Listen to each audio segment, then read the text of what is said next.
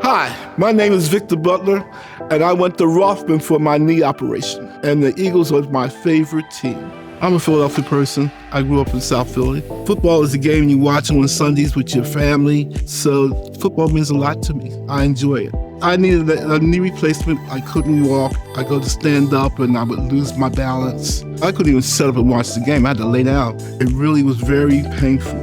I couldn't ride the bus. If the bus shook, I could feel the pain in my leg.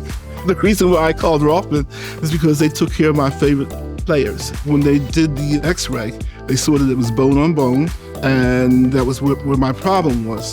So I was kind of scared because I'd never had an operation before in my life, and the doctor was very reassuring, and he took care of me.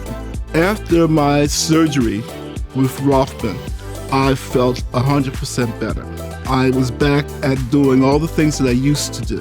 I could climb steps.